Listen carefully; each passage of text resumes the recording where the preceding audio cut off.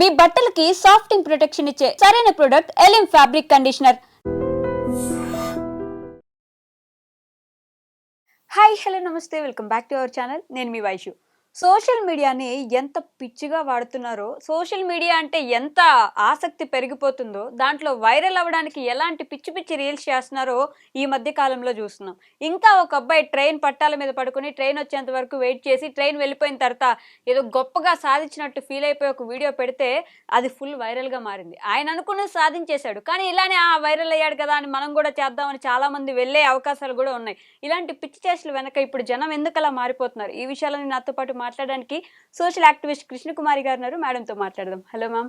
Hello ma'am, social media ఇంతకు ముందు at least ఏదో రీల్స్ చేద్దామా చూద్దామా వదిలేద్దాం అన్నట్టు ఉండేది. ఇప్పుడు ఫేమస్ అవ్వడం కోసం నానా తంటాలు పడి చెత్త చెత్త రీల్స్ అన్నీ చేస్తున్నారు. ఇప్పుడు రీసెంట్గా ఈ అబ్బాయి, అసలు ఏమంటారు మ్యామ్, ఎందుకు ఇలా మారిపోతున్నారు? ఫస్ట్గా ఈ అబ్బాయిని ఎక్కడున్నాడో వెతికి అరెస్ట్ చేసి జైల్లో పెట్టాలి. This is the public nuisance case. ఇది ఫస్ట్ పాయింట్. రెండో పాయింట్, అసలు ఇలా ఎందుకు చేస్తున్నారు? Simple popularity. అతను పట్టాల ముందు నుంచున్నాడు, రా రా రా నన్ను గుద్దు అంటున్నాడు. ఒక ఉన్మాదిలాగా ఉన్నాడు ఆ అబ్బాయి. అయిపోయింది, రైలు వచ్చింది, పడుకున్నాడు. మరి ఎందుకు పడుకోవాలి? గుద్దమని అడిగాడు కదా, ఎందుకు పడుకున్నాడు అంటే దీని తరువాత తను ప్రపంచంలో ఫేమస్ అయింది చూసుకోవాలి అంటే బతికే ఉండాలి కదా, అందుకని పడుకున్నాడు. పడుకుని ట్రైన్ వెళ్ళిపోయిన తర్వాత లేచి యాహూ ఆర్కిమెడిస్ లాగా ఫీల్ అయిపోయాడు, ఒక శాస్త్రవేత్తలాగా ఫీల్ అయిపోయాడు. నేనేదో సాధించేశాను. దీన్ని పిచ్చి ముదిరింది రోకలు చుట్టండి అంటారు. ఇట్లాంటప్పుడే పిచ్చి ముదిరిపోయింది బాగా. అంటే ఆ పిచ్చి కుదరదు కూడా, అందుకే రోకలు చుట్టమన్నారు. రోకలతో చుట్టడం కుదరదు కదా, విషయం అది.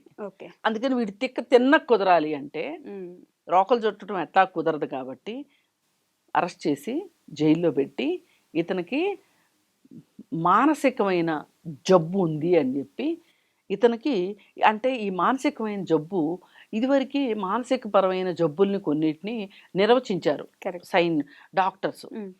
ఎంతో కష్టపడి రీసెర్చ్ చేసి, ఎంతో మంది మీద రీసెర్చ్ చేసి పుస్తకాలు రాశారు పాపం ప్రొఫెసర్లు. అయితే ఇప్పుడు వీడికి వచ్చిన మానసిక జబ్బు ఏంటి అంటే,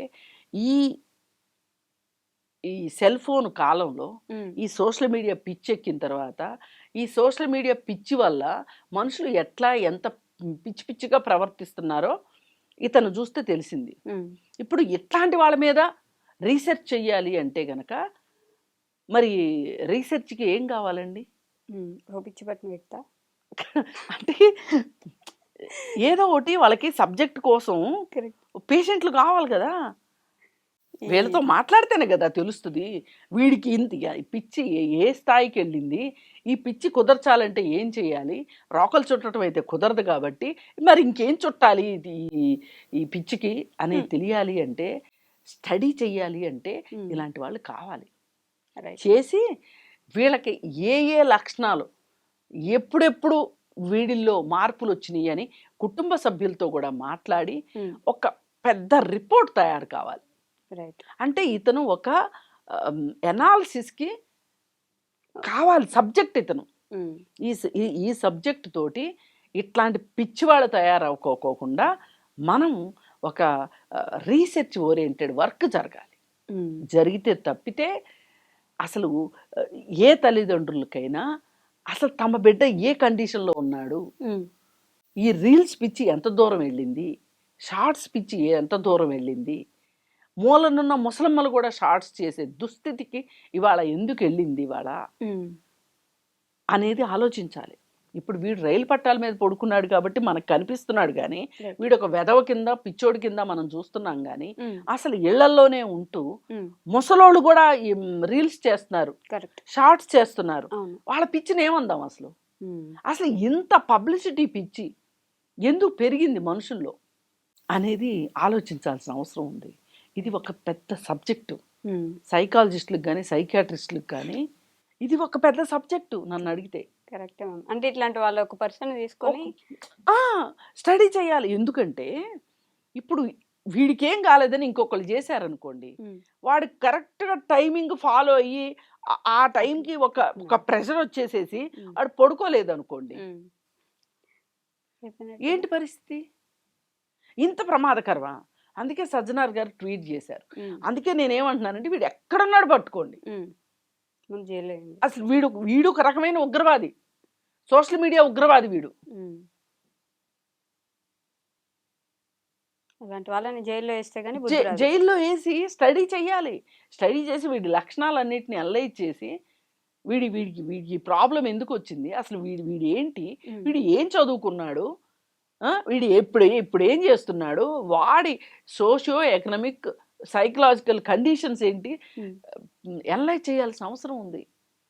ఒకవేళ వీడు నిరుద్యోగిగా ఉండి ఇది ఒక ఆదాయ మార్గంగా ఎన్నుకున్నాడా, లేకపోతే వీడికి నటన అంటే ప్యాషన్ ఉందా, నటన అంటే ప్యాషన్ ఉంటే ఇట్లా ప్రమాదకరమైన ఫీట్లా చేసేది.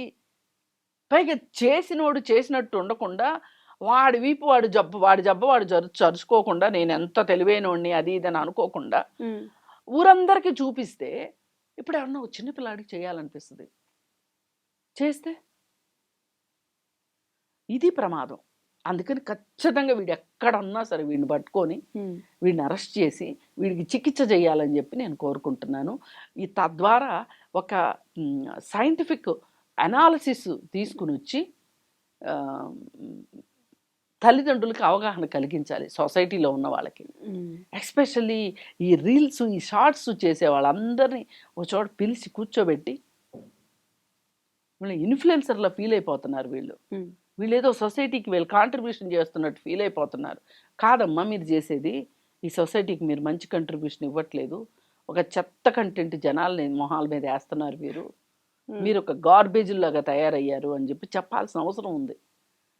అలా ఉంటే తప్పితే ఇవాళ యూత్ ఇదే పని ఇదే కార్యక్రమం అనుకుంటున్నారు. అదే జాబ్ కూడా కొంతమందికి, ఆ రీల్స్ చేయడము షార్ట్లు చేయడం ఇదే జాబ్ లాగా ఉంది. అందుకని మీ సృజనాత్మకతను బయట పెట్టుకుంటానికి ఇంత ప్రమాదకరమైన పరిస్థితుల్లోకి మీరు వెళ్ళడం కరెక్ట్ కాదు అని చెప్పి చెప్పాల్సిన అవసరం ఉంది.